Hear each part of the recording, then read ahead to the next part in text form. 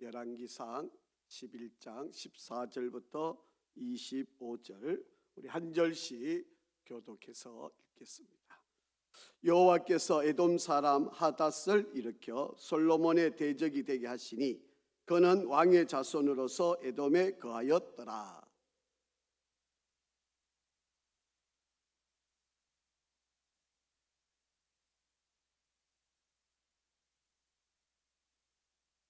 요압은 에돔의 남자를 다 없애기까지 이스라엘 무리와 함께 6달 동안 그곳에 머물렀더라.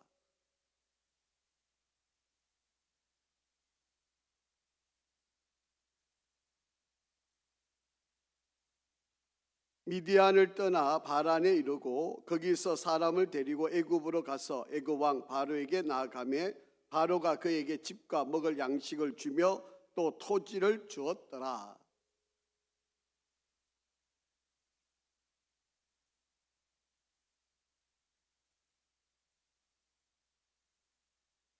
다브네스의 아우가 그로 말미암아 아들 거누밧을 낳았더니 다브네스가 그 아이를 바로의 궁중에서 젖을 떼게 하며 그 거누밧이 바로의 궁에서 바로의 아들 가운데 있었더라.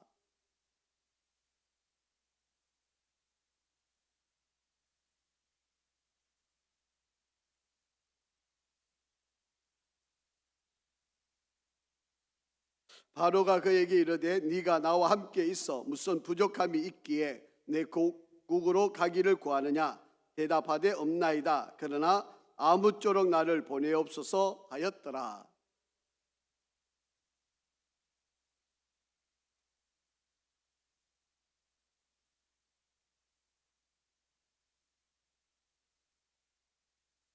다윗이 소바 사람을 죽일 때에 르손이 사람들을 자기에게 모으고 그 무리의 계수가 되어 다메섹으로 가서 살다가 거기서 왕이 되었더라.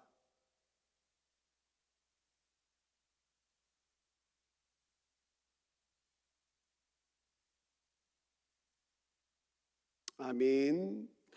아버지 하나님, 어려운 시대를 살아가고 있는 우리 성도들을 기억하여 주시고 때를 따라 저들이 하나님 앞에 간구하고 기도할 때마다 하나님께서 기도를 들어주시고 가장 선하고 좋은 또 적절한 은혜가 저들 가운데 함께하도록 인도하여 주시옵소서. 우리의 힘으로 세상을 이기기가 너무 어려워 하나님께 은혜를 구하고 하나님께 기도합니다. 우리 성도들 삶의 형편들마다 복을 더하여 주시고 넉넉히 믿음을 가지고 이겨 승리하게 하시고 하나님을 바라보며 하나님이 주시는 능력과 세임을 얻어서 높이 나르는 비상함의 축복을 누리는 우리 모든 성도들이 되게 인도하여 주시옵소서. 안 된다고 할 때 믿음을 가지고 이기고 승리하는 우리 성도들 되게 하시고 하나님께서 약속한 은혜와 복을 마음껏 누려 승리로운 인생을 사는 모든 성도들이 되게 축복하여 주시옵소서. 우리 성도들 연약한 자들, 약한 자들, 아픈 자들, 어려운 힘들고 또 고난 가운데 있는 이들을 돌아보아 주시고 저들의 마음이 약해지지 않게 하시고 오직 주를 바라보며 더 가까이 주님께 나아가는 은혜가 있게 인도하여 주시옵소서. 아버지 하나님, 오늘도 솔로몬의 삶을 통해 우리가 지혜를 배우기를 원합니다. 어떻게 사는 것이 가장 잘 행복하게 승리롭게 기쁘게 사는 것인지 오늘도 말씀을 통하여 잘 깨닫게 하시고 하나님을 대적하면 어떤 일이 벌어지는지 오늘도 말씀을 통하여 알게 하시고 우리 가운데 큰 깨달음의 지혜로 또 하나님의 은혜를 구하는 복된 시간이 되게 인도하여 주시옵소서. 예수 그리스도 이름으로 기도합니다. 아멘. 할렐루야. 우리 한번 인사하실까요? 하나님은 항상 오르십니다. 한 번 더 인사하겠습니다. 하나님 항상 선하십니다.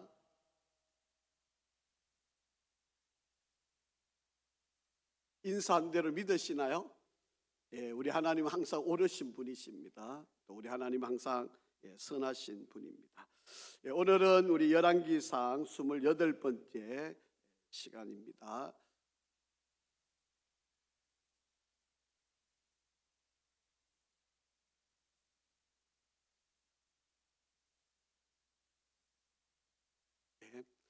오늘 솔로몬의 대적자들이라는 그런 제목을 가지고 말씀을 한번 보겠습니다. 한번 화면 좀 넘겨주실까요?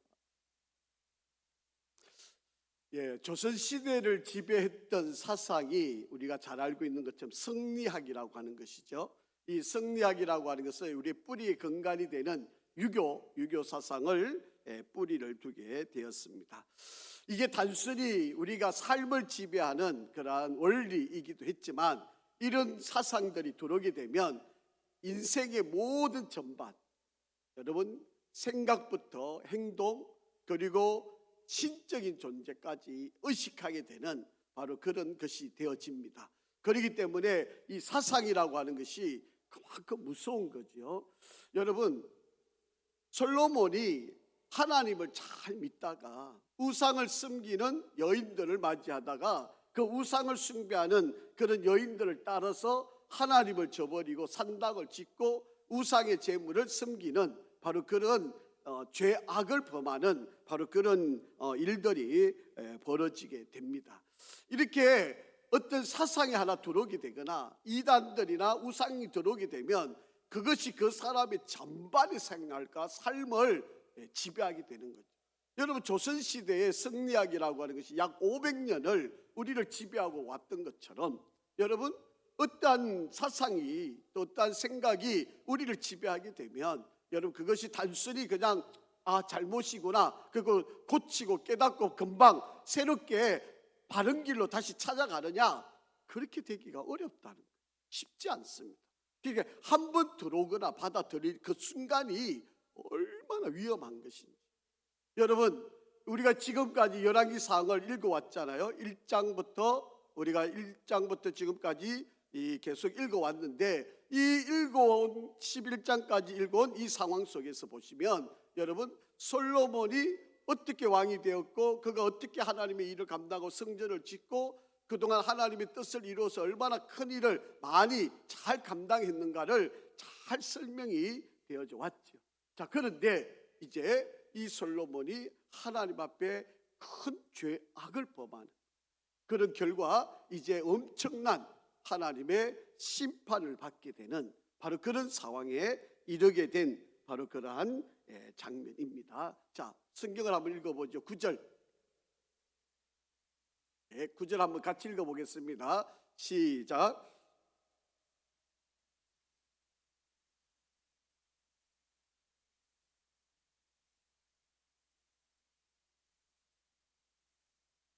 솔로몬이 마음을 돌이켜서 이스라엘 하나님 여호와를 떠났다.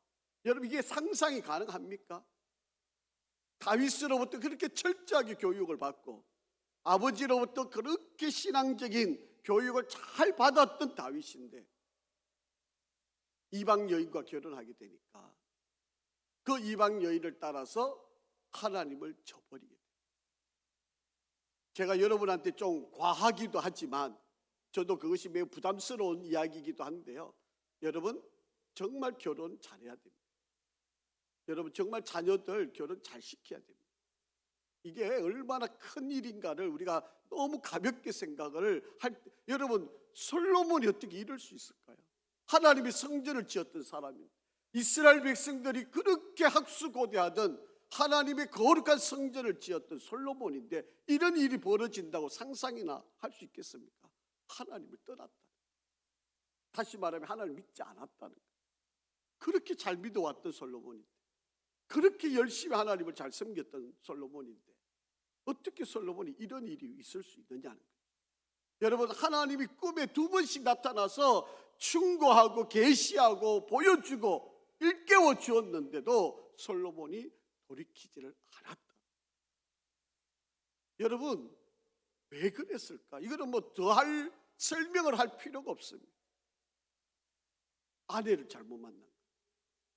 믿지 않는, 우상을 숭배하는 아내를 만났기 때문에 바로 이 솔로몬이, 그래서 여러분 남자는요 여자 하기 나름, 여자 손에 안 놀아날 남자 없습니다. 그렇기 때문에 이 여자의 역할이라고 하는 것이 얼마나 큰지를 그 위대한 솔로몬, 이스라엘에서 가장 큰 영역과 땅을 다스렸던 솔로몬. 여러분, 이제 이후로부터, 여러분 이제 오늘 이 본문 이후로부터 여러분 이제 12장 넘어가게 되면 이스라엘 역사가 어떻게 되어지는가를 한번 살펴보십시오. 여러분, 다윗과 솔로몬이 그렇게 하나님 앞에 충성되게 잘 세워놨던 그 하나님의 영광이 이스라엘 백성들에게 어마한 심판의 일들로 나타나게 되었다. 자, 하나님이 함께 하시고 하나님이 도우시고 하나님이 은혜를 베푸셨을 때 어떤 일이 벌어졌는가 한번 볼까요? 자, 5장 4절입니다. 한번 같이 읽어보실까요? 시작. 이제 내 하나님 여호와께서 내게 사방에 태평을 주시며 원수도 없고 재앙도 없도다. 여러분, 솔로몬이 하는 고백입니다. 여러분, 솔로몬이 고백하기를 하나님께서 내게 태평을 주셨다. 그리고 원수도 없게 했다는 거예요. 그리고 재앙도 일어나지 않았다. 하나님을 잘 믿었을 때, 하나님을 온전히 따랐을 때, 하나님 말씀 앞에 충성되었을 때 하나님께서 그의 일생의 삶을 하나님이 축복을 해주셨다. 자, 그런데 여러분 9절로 한번 올라가서 보실까요? 솔로몬이 마음을 익혔다. 이스라엘 하나님을 떠났다. 여호와께서 그에게 진노하셨다. 2번씩이나 그에게 계시해 주었는데도 깨닫지를 못했다. 이게 솔로몬이 된 거예요. 이 사이에 무슨 일이 일어난 겁니까? 이 사이에 솔로몬이 결혼을 잘못했다. 이것이 바로 이 솔로몬에게 이루어진 바로 그런 결과가 되었다. 그래서 하나님을 저버린 거예요. 그 하나님의 성전을 잘 지어놓고도 우상을 숭배하고 신상을 만들고 거기다가 절을 하고 거기다가 제사를 드리고 이런 일이 솔로몬에게 일어난 거예요. 왜 그랬을까요? 아내들이 요구하니까, 아내들이 원하니까, 가정의 평화를 위해서 뭐 이거 한 번쯤이야, 뭐 이런 것쯤은 뭐 내가 하나님을 잘 믿고 있으니까 이런 거 한 번 해도 괜찮지, 그러고 시작한 일들이 지금 이런 결과가 나옵니다. 자, 오늘 본문 14절 말씀 한번 읽어보겠습니다. 자, 14절. 14절 시작. 여호와께서 에돔 사라 하닷을 일으켜 솔로몬의 대적이 되게 하시니 그는 왕의 자손으로서 에돔에 거하였다. 여러분, 5장 4절에 보면 하나님을 잘 섬길 때 하나님께서는 사방에 태평도 주시고 원수도 없게 하시고 재앙도 없도록 하나님께서 보호를 해주셨는데 이제 하나님을 저버리고 떠나버리니까 하나님께서 어떻게 해요? 솔로몬의 대적자를 일으켜요. 여러분, 우리가 잘 생각을 좀 해보셔야 될 일이에요. 그냥 적당히 우스갯소리로 넘어갈 수 있는 그런 이야기가 아닙니다. 여러분, 우리가 정말 하나님의 축복을 우리 인간이 사는 전과 후, 여러분 인생의 전후에 가장 큰 복을 누렸던 사람을 손꼽으면 솔로몬입니다. 그런 솔로몬의 복이 이제는 하나님 앞에 철저하게 깨어지고 부서지는 바로 그런 결과들이 낫게 된다. 자, 하나님께서 뭐 자재구리한 사건들은 어마어마하게 많지만 오늘 강력하게 하나님께서 대적자를 만드신 게 세 가지가 있어요. 자, 14절에는 에돔의 왕자인 이 하닷이라고 하는 대적자를 일으켜서 솔로몬을 괴롭히고요. 자, 두 번째, 자, 23절 한번 읽겠습니다. 시작. 하나님이 또 엘리야다의 아들 르손을 일으켜 솔로몬의 대적자가 되게 하시니 그는 그의 주인 소바 왕 하닷에셀에게서 도망한 자니라. 자, 첫 번째 아까 14절의 말씀은 남쪽에 있는 에돔이에요. 에돔의 나라에서 대적자가 일어났고 지금은 가장 이스라엘의 북쪽에 있는 땅에서 대적자가 일어난 거예요. 그러니까 여러분, 가장 북쪽, 가장 남쪽에 그 중간에 이스라엘이 끼어든 거지. 뭐 주변에 뭐 나라들 이제 좀 이따 지도 보여드리겠지만 주변에 이스라엘을 대적하는 나라들이 그렇게 많은데도 하나님께서 그동안은 다 막아놓으신, 하나님이 다 지켜주신 거예요. 그런데 하나님이 손을 놓으니까 여기저기서 대적자가 일어나는 바로 그런 현상들이 일어나게 됐다. 자, 43절 한번 읽어보겠습니다. 시작. 솔로몬이 그의 조상들과 함께 자매 그의 아버지 다윗의 성읍에 장사되고 그의 아들 르호보암이 대신하여 왕이 되었다. 이제 르호보암이 왕이 되는데 여러분, 여로보암이라고 하는 사람이 이스라엘 안에서 또 대적자가 일어나요. 그래서 결국 남과 북으로 나라가 나뉘어지는 바로 그런 커다란 고통을 안게 되는 바로 그런 역사가 이루어지게 된다. 자, 첫 번째는 아까 앞에서 말했던 하닷이라고 하는 인물입니다. 자, 지도를 한번 보시면요. 자, 여러분,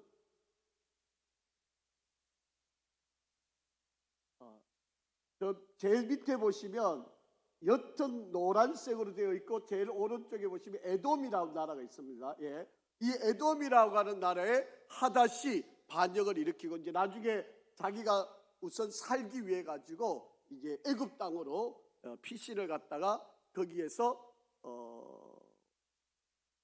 삶을 유지하다가 회복이 되어서 다시 이스라엘 솔로몬에게 대적자로 나타나는 바로 그런 인물이 하닷이라고 하는, 제일 위에 하늘색으로 되어 있는 하맛이라고 하는 것이죠. 바로 여기 하맛이 르손이라고 하는 바로 그런 인물이 바로 이곳에서 대적자로 일어나는 바로 그런 일이에요. 그리고 지금 여러분, 노란색과 지금 저기 색깔이 있는데요, 제가 좀 더 나중에 다시 설명을 드릴게요. 지도를 한번 다시 보여주실까요? 다른 지도. 예. 자, 이 지도를 보시면 미디안, 여기가 에돔입니다. 에돔이라고 하는 이곳에서 하닷이 애굽에 가서 자기가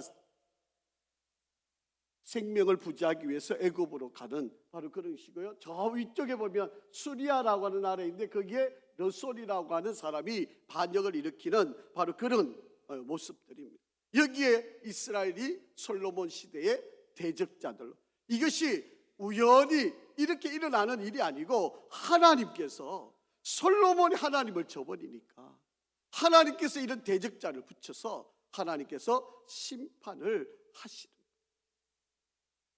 여러분, 우리가 신앙생활하고 삶을 살아가면서 우리가 한번 깊이 깨달아 보아야 할 바로 그런 지혜가 필요한데요. 여러분, 우리가 삶을 살아가면서 우리가 어떤 사건이 일어나거나 일들이 일어날 때 한 번은 고민을 해봐야 할 일들이 바로 이런 내용입니다. 자, 다음에 좀 넘겨주실까요? 예. 자, 우리가 지금까지 열왕기상 1장 1절부터 11장 43절까지 읽어왔는데 이게 이스라엘의 통일왕국입니다. 솔로몬 시대의 이야기입니다. 솔로몬까지 하나님께서 축복을 주셔가지고 다윗과 솔로몬 시대에 정말 이스라엘 역사상 최고의 부를 누리는, 오늘날까지, 오늘 이 시대까지 역사를 돌아보면 가장 강력하고 가장 하나님의 축복을 많이 누렸던 때가 바로 이 다윗과 솔로몬 시대. 자, 그런데 12장부터 이제 열왕기상 마지막 22장까지 말씀해 보면 하나님께서 이 솔로몬이 하나님을 저버린, 하나님을 버리고 우상을 숭배하는 그 일 때문에 하나님이 이스라엘을 둘로 분열을 시키는, 나뉘어 버리는 거예요. 그래서 이스라엘 백성들에게 같은 동족이 피비린내 나는 전쟁을 끊임없이 하게 되는 바로 그런 고통을 갖게 됩니다. 이것이 바로 이스라엘의 역사의 전반. 그래서 오늘 이 열왕기상 11장 이 장면이 바로 이스라엘의 획을 끊는 바로 그런 장면이고, 이스라엘 획을 끊는 그 중심에는 어떤 일이 있었던 겁니까? 솔로몬이 하나님을 저버린, 하나님을 믿지 않고 우상을 숭배한, 이게 바로 이런 사건이 일어나는 배경의 근원이 되었다. 자, 그렇기 때문에 저와 여러분이 신앙생활하면서 정말 우리가 하나님을 섬기는 우리의 믿음의 중심에서 정말 하나님을 아닌 다른 것들이 주인이 되는, 그래서 예수님이 뭐라고 말씀하셨어요? 하나님과 재물을 겸하여서 섬길 수가 없다. 우리 하나님을 섬기든 재물을 섬기든 둘 중에 하나를 섬길 수밖에 없는 일이다. 우리는 다 잘할 수 있다고 생각하는 거죠. 이것도 잘하고 저것도 잘할 수 있다고 생각하는데 그렇게 될 수가 없다는 거예요. 하나님을 잘 섬기든지 아니면 돈을 우상하든지 아니면 돈이 아닌 다른 것들이 하나님을 대신해서 우상을 되든지 이렇게 되는 것이지, 하나님도 잘 섬기고 이것도 잘하고 저것도 잘하는 그런 일을 하기가 쉬운 일이 아니다. 자, 오늘 여러분 이 솔로몬을 통해서 우리가 정말 배워야 할 바로 그런 지혜입니다. 여러분 이것을 조금 한번 살펴보시면요, 자, 여기까지 여러분 열왕기상 여러분 보시기 왼쪽 여기까지는 1장부터 11장까지의 내용을 요약을 한 그런 부분입니다. 여러분 보세요. 솔로몬이 왕이 되고 왕권을 강화시키고 꿈에 하나님이 나타나셔서 하나님 은혜를 누려서 솔로몬이 번영을 누리고 또 하나님의 성전을 지어가면서 하나님의 큰 축복을 누렸던 바로 그가 이방 여인과 결혼하고 우상을 숭배해서 솔로몬이 범죄를 하게 되니까 결국에는 나라가 분열이 돼요. 이게 바로 11장 사이에 이루어지는 바로 그러한 내용입니다. 이쪽 여러분 보시는 쪽에서 왼쪽에 있는 바로 그림이 이 1장부터 11장 사이에 여러분 이 11장 사이 10장까지는 9장까지는 이스라엘 백성 가운데 솔로몬이 정말 잘했다. 정말 하나님 앞에 영광을 돌렸다. 바로 그런 신앙이 기도. 바로 그런데 여러분 이 사이에 여러분 이 9장부터 이 10장 11장에 오는 이 사이에 일어났던 일들이 뭐냐? 여러분 좀 부담스러운 이야기일 수도 있습니다. 좀 듣기가 여러분 힘들 수도 있는 이야기예요. 하지만 바로 솔로몬의 내용을 살펴보면 이거를 놓치고 지나갈 수가 없는 이야기 아닙니다. 바로 이 사건을 통해서 하나님이 바로 심판을 이룰 수밖에 없는 바로 그런 상황이 되어졌다고 하는 거예요. 자, 세 번째 하나님께서 심판의 도구로 서셨던 것은 바로 이스라엘 왕국을 둘로 나누는 거예요. 여러분 북쪽에는 르손이라고 하는 바로 그런 대적자가 일어나고, 여러분 남쪽에는 하닷이라고 하는 대적자가 일어나고, 그리고 이스라엘 내에는 나라를 둘로 나뉘어 버리는 바로 그런 심판이 있는 바로 그런 모습을 하나님께서 하시고 있는 바로 그런 내용입니다. 자, 28절 한번 읽어볼까요? 자, 28절 시작. 이 사람 여로보암은 큰 용사라 솔로몬이 이 청년의 부지런함을 보고 세워 요셉 족속의 일을 감독하게 하였더니, 그러니까 솔로몬의 충실한 부하였습니다. 그리고 인기도 누렸어요. 그런데 이 여로보암이 사람들의 인기를 누리다 보니까 솔로몬이 하나님의 심판을 받고 하나님을 저버리게 되니까 사람들이 이 여로보암에게 마음을 끌게 되고 이 여로보암을 통해서 반역을 일으키는, 그래서 결국 남쪽 유다로 중심은 남쪽 유다 그리고 북이스라엘 10지파가 함께 모인 북이스라엘, 이렇게 해서 두 나라로 결국 나뉘어지는 결과를 낳게 되는 거예요. 이게 바로 솔로몬 때문이라. 하나님께서 심판을 하셔서 결국은 이 일들을 하나님께서 이룰 수밖에 없는. 자, 40절 한번 읽어보겠습니다. 시작. 이러므로 솔로몬이 여로보암을 죽이려 하며 여로보암이 일어나 애굽으로 도망하여 애굽 왕 시삭에게 이르러 솔로몬이 죽기까지 애굽에 있으리라. 그게 인기를 누리니까 이 여로보암이 피신을 가서 애굽 땅에 가서 피신을 하고 있다가 솔로몬이 죽을 때까지 거기에서 힘을 키우고 있는 바로 그런 모습들을 보여주고 있다라고 합니다. 자, 이 모든 일의 배경을 한번 좀 여러분이 잘 눈여겨 보셔야 돼요. 자, 그래서 11절 하반절에 보시면 하나님께서 솔로몬이 우상을 섬기고 하나님을 떠나게 되니까 하나님께서 심판의 메시지를 던져주신 게 있잖아요. 한번 읽어볼까요? 시작. 내가 반드시 이 나라를 네게서 빼앗아 네 누구에게 주겠다고요? 신하에게. 그 신하가 누구겠습니까? 여로보암. 그러니까 하나님을 대적하니까 하나님이 너의 나라를 12지파 가운데 10지파를 하나님이 찢어서 여로보암에게, 거기서 북이스라엘 여로보암에게 주겠다라고 그렇게 말씀을 하고. 자, 여러분, 우리가 믿음의 길을 걸어가고 신앙의 길을 걸어가면서 하나님께서 징계의 수단으로 어떻게 사용하시는가? 여러분, 솔로몬이 하나님이 2번씩이나 계시를 하시잖아요. 그런데도 이것을 못 받아들이고 이것을 깨닫지 못하는 바로 그런 장면을 우리가 볼 수 있게 되는 겁니다.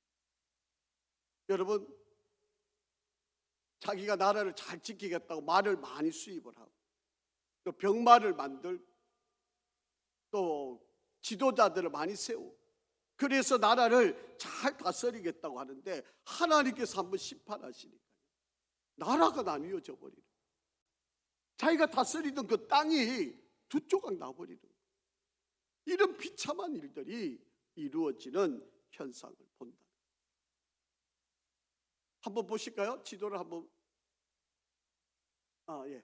먼저 솔로몬의 말년을 좀 한번 살펴보겠습니다. 여러분, 솔로몬이 심정을 한번, 지금 이런 상황이 벌어지고 있는 상황을, 마음을 우리가 어디서 알 수 있을까? 가장 대표적인 게 뭘 것 같습니까? 잠언하고 전도서죠. 더더욱이나 여러분, 전도서를 한번 읽어보시면요, 우리가 지금 새벽마다 전도서를 지금 우리가 가게 하고 있는데, 여러분 전도서를 읽어보면 솔로몬의 마음을 잘 대변하고 잘 그 마음을 보여주고 있어요. 저 전도서 가운데서도 이 구절 한번 읽어보시죠. 전도서 12장 1절 2절 시작. 너는 청년의 때에 너의 창조주를 기억하라. 곧 곤고한 날이 이르기 전에, 나는 아무 낙이 없다고 할 해들이 가깝기 전에, 해와 빛과 달과 별들이 어둡기 전에, 비 뒤에 구름이 다시 일어나기 전에 거리. 여러분, 솔로몬이 전도서 마지막 12장 가서 이야기하는 거예요. 젊었을 때 잘 믿어요. 어려서부터 신앙생활 바르게 해야 된다. 나중에 잘한다는 거는요, 이거는 있을 수 없는 이야기. 어려서부터 신앙, 자기가 그게 후회되는 거죠. 지금 솔로몬이 후회하는 겁니다. 자기가 어렸을 때 결혼을 잘못했다. 바로 이것이 애굽 여인과 결혼한 것이, 이게 바로 큰 화근이었던 거죠. 여러분, 이 여인이 오면서 그냥 온 게 아니에요. 아까 제가 서두에 말씀을 드렸잖아요. 여러분, 유교 사상이라고 하는 성리학이 조선시대에 이루어졌을 때 성리학 자체만의 문제가 아니라 그게 사람의 신앙까지 다 만들어버린 거예요. 그래서 그 뿌리 깊이 생각, 사고, 판단, 어떠한 일의 모든 것들의 중심이 바로 그것이 지배가 되고 있는 거예요. 지금 솔로몬이 이제 와서 후회하는 거예요. 내가 바로 그 어렸을 때 제대로 하나님을 믿었어야 되는데, 내가 그때 하나님을 제대로 알지를 못해. 내가 이렇게 공부한 날이 일어나가지고 이제 아무 힘도 없고 낙도 없는 이제 와가지고 내가 돌이켜보니까 후회밖에 안 납니다. 지금 그 말 하는 거 아닙니까? 이게 바로 이 솔로몬이 자기가 살아온 인생을 돌아보면서 후회를 하고 있는 바로 그런 모습입니다. 자, 7절에 가서 보시면요. 전도서 12장 7절 시작. 흙은 여전히 땅으로 돌아가고 영은 그것을 주신 하나님께 돌아가기 전에 기억. 이게 무슨 말이에요? 내가 죽기 전에 내가 어차피 하나님 앞에 가서 심판받을 텐데, 여러분 육은 땅에 가서 묻힐 거고 내 영은 하나님 앞에 갈 거 아닙니까? 그럼 하나님 앞에 가면 그냥 하나님이 오냐 수고했다 이렇게 받으시는 거 아니잖아요. 여러분, 우리가 하나님 앞에 우리 영이 올라가면 뭐예요? 심판을 받죠. 이 땅에서 네가 어떻게 살았느냐, 네가 이 땅에서 어떤 일을 했느냐, 하나님이 분명히 심판을 하시잖아요. 지금 솔로몬이 자기가 죽음의 때가 다다라와 있는 이 순간에 지금 기억하는 거예요. 하나님께 돌아가기 전에 좀 제대로 기억을 하고 좀 제대로 내가 믿을 걸. 내가 이 땅에 있을 때 그냥 잘 되는 것 때문에, 돈 많이 번 것 때문에, 내가 출세하고 나라가 다 안정된 것 때문에 내가 너무 마음을 소홀히 했다. 너무 쉽게 생각했다. 너무 가볍게 생각했다. 너무 간단히 생각했다. 내가 이럴 줄 알았다. 나는 이렇게 하는 게 더 잘하는 줄 알았는데, 이렇게 하는 게 내가 성공하는 길인 줄 알았는데, 이렇게 사는 게 내가 바르게 사는 줄 알았는데, 내가 이방 여인들과 결혼해서 나라를 더 튼튼히 하는 게 내가 더 잘하는 길인 줄 알았는데, 지금 와서 보니까 그게 나를 발목 잡는 거예요. 결국 나를 이렇게 심판의 자리로 나를 몰아가는 바로 그런 상황이 되어졌다. 지금 그렇게 솔로몬이 전도서에서 후회하고 있는 바로 그런 모습을 보여주고 있는데요. 자, 또 한 번 더 보실까요? 13절, 14절 같이 읽습니다. 전도서 12장 13절, 14절 시작. 일의 결국을 다 들었으니 하나님을 경외하고 그의 명령들을 지킬지어다.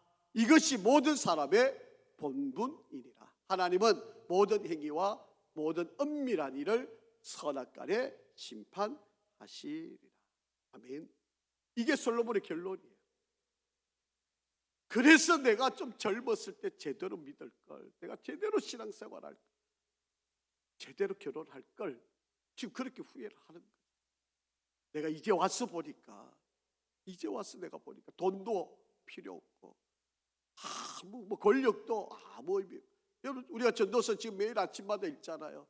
헛되고 헛되다. 손에 잡았는데 그게 다 뭐가요? 구름과 같고, 아무리 손에 잡아봐도 잡히는 게 하나도 없는, 그것 때문에 내가 이렇게 지금 살아온, 얼마나 후회하는 일이야. 그게 나를 잘되게 하고 나를 축복하고 내 자식을 잘 지켜주는 것처럼 그렇게 알고 솔로몬이 일생을 살아온 거 아닙니까? 그런데 지금 죽음의 때 바로 앞에 서서 보니까 아니더라는 거예요. 필요 없더라는 거예요. 소용이 없더라는 거예요. 그게 아니었다는 거죠. 하나님을 제대로 믿지 못한 게 후회만큼 하다. 이게 바로 지금 솔로몬이 한탄을 하면서 지금 고백을 하고 있는 바로 그런 내용이 있습니다.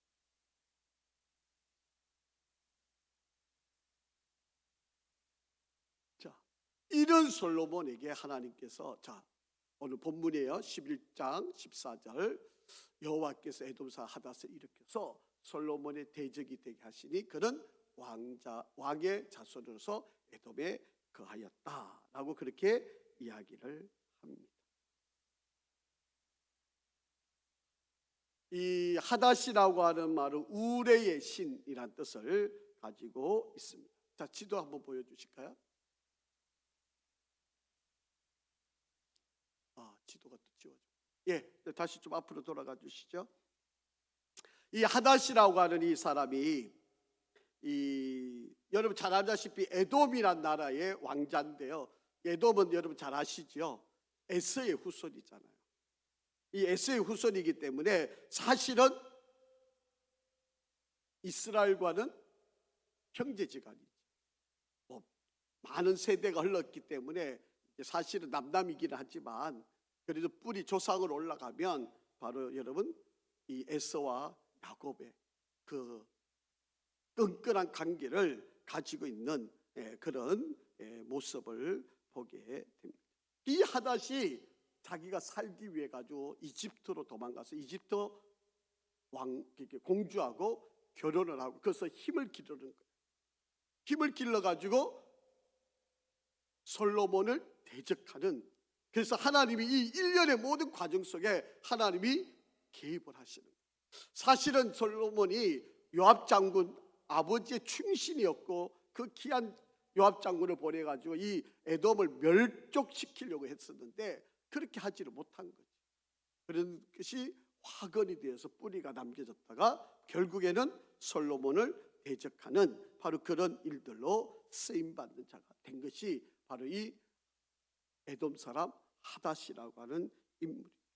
하나님이 서시기 위해서 준비된, 예비된 바로 그런 자들의 모습들을 볼 수가 있습니다.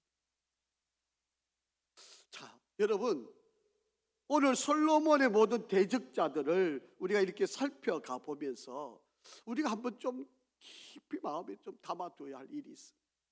여러분, 하나님이 우리의 삶 속에서 일어나고 있는 일들을 그냥 관가하지 않으신다라고 하는 것을 우리가 한번 잘 봐야 돼요. 제가 거듭 말씀을 드릴게요. 솔로몬이 이렇게 된 배경, 성경이 분명히 답을 하고 있습니다. 한번 보시죠.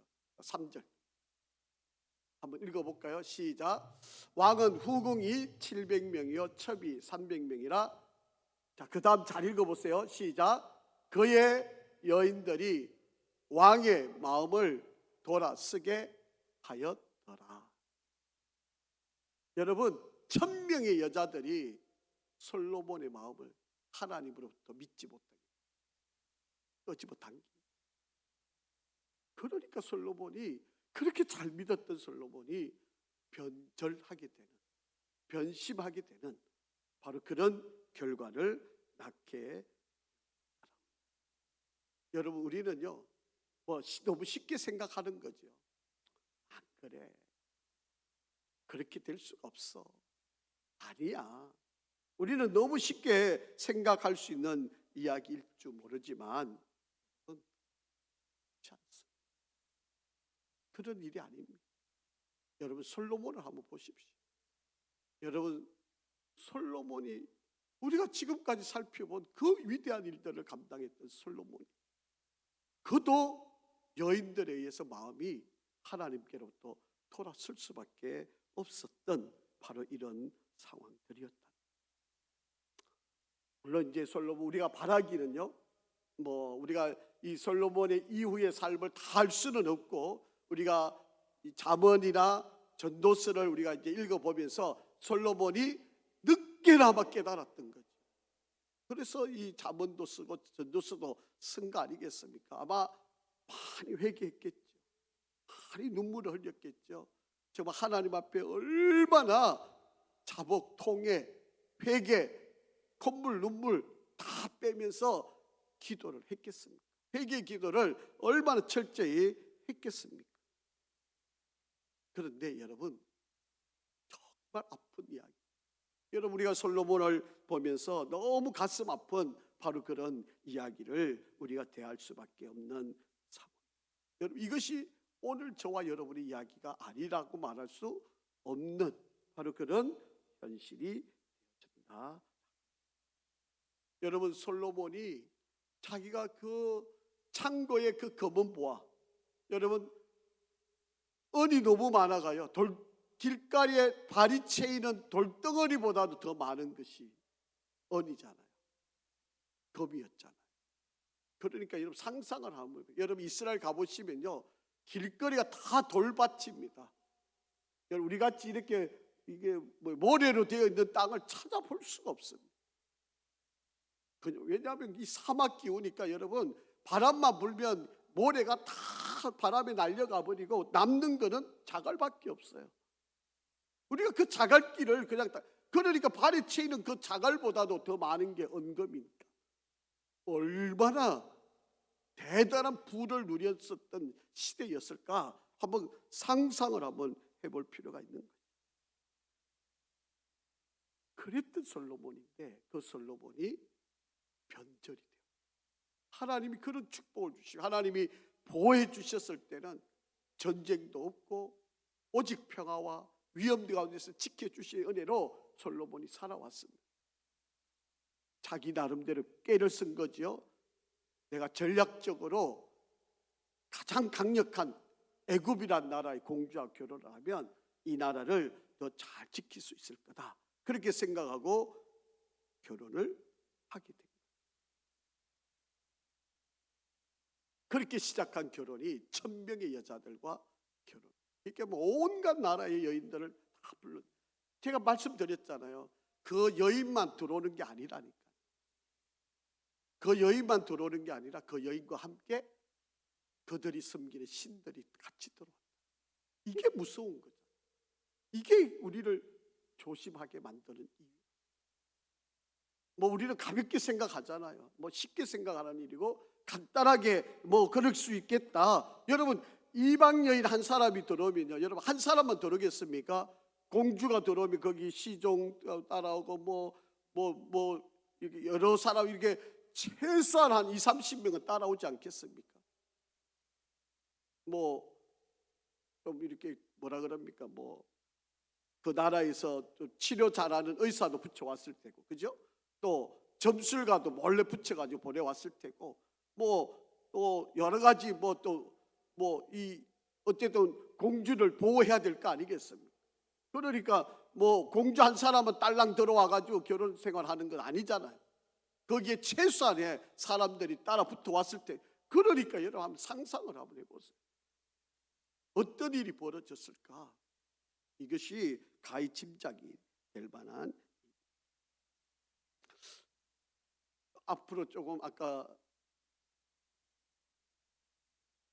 그 한 칸, 여기 보시면요, 제가 그냥 우스개로 제가 보는 겁니다. 여러분 후궁이 700명이에요. 7 곱하기 10 곱하기 10, 3 곱하기 10 곱하기 10, 그러면 700이 되고 300이 되죠. 여러분 7이라고 숫자가 무슨 숫자예요?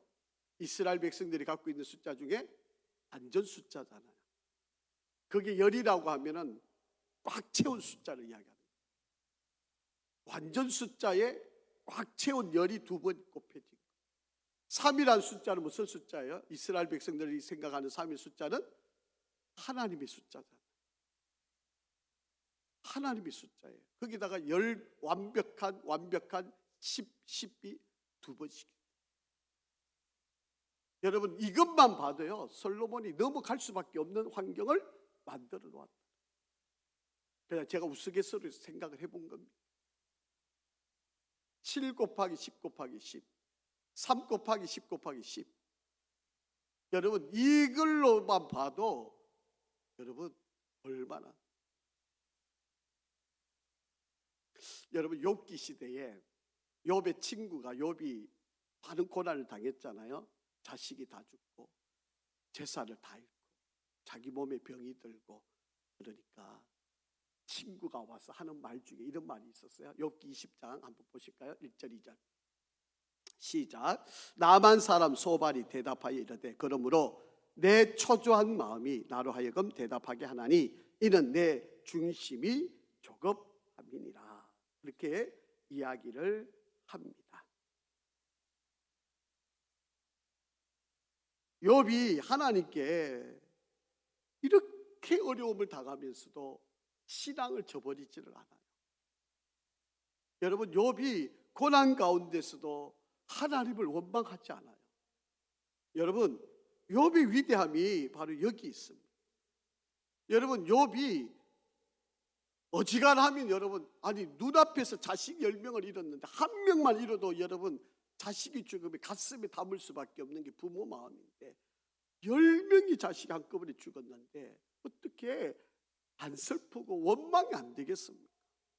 여러분 열심히 일을 했는데 그 일한 모든 재산을 한꺼번에 다 잃어버렸는데, 아니 조금만 여러분 잃어도 우리가 얼마나 가슴 쓰리고 아픕니까? 그런데 재산을 다 잃어버렸어요. 그런데 어떻게 힘들지 않고 아프지 않겠습니까? 심지어는 자기 몸에 병까지 왔어. 어떻게 하나님 살아계시면 이럴 수 있느냐? 원망을 충분히 하고도 남을 수 있는 바로 그런 이야기입니다. 그러니까 다른 사람이 와가지고요, 이 소발이라고 하는 사람이 욥의 친구인데 이 나만 사람 가운데 소발이 찾아와가 이야기를 하고 있는 내용입니다.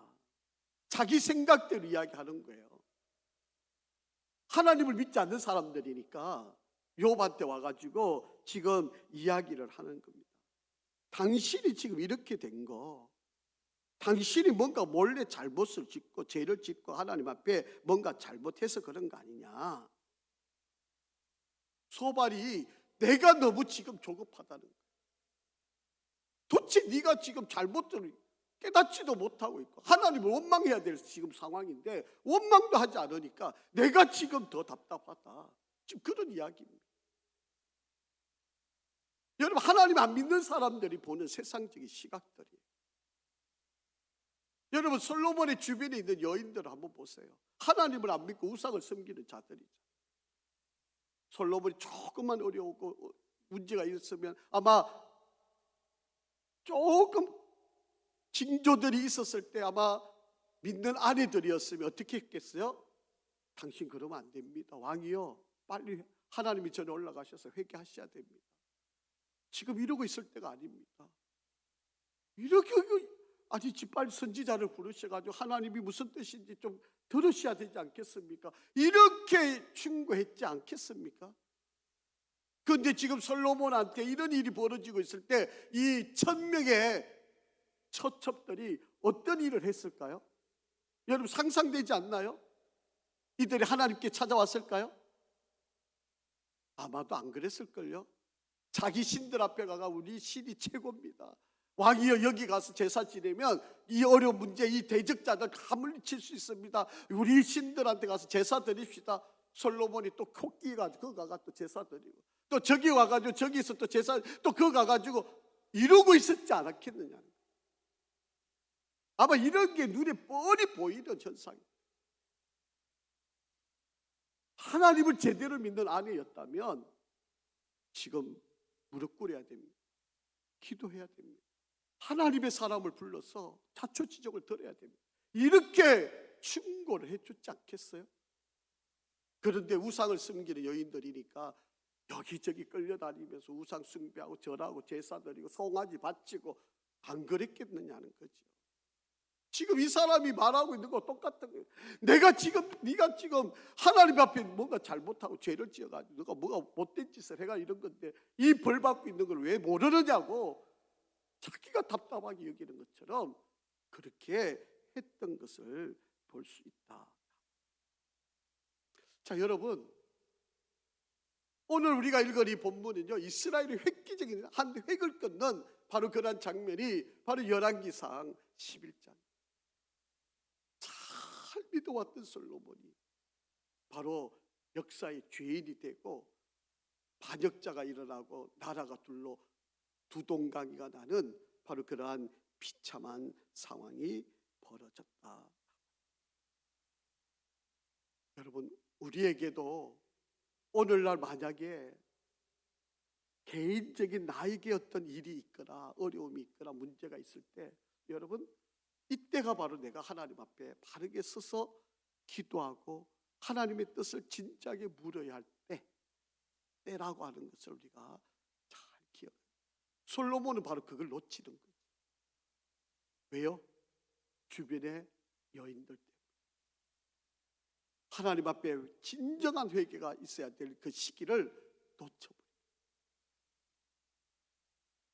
오늘 우리가 한번 잘 우리가 생각을 해보시고, 여러분, 하나님을 떠나면, 하나님을 저버리면 반드시 하나님의 보호하심이 손을 놓기 때문에 우리가 그동안 나를 지키시던 거, 나를 감싸주시고 나를 이게 막아주셨던 그 모든 것에 손을 놓아버리면 여러분, 우리는 무방비 상태에서 그냥 공격당할 수밖에 없어요.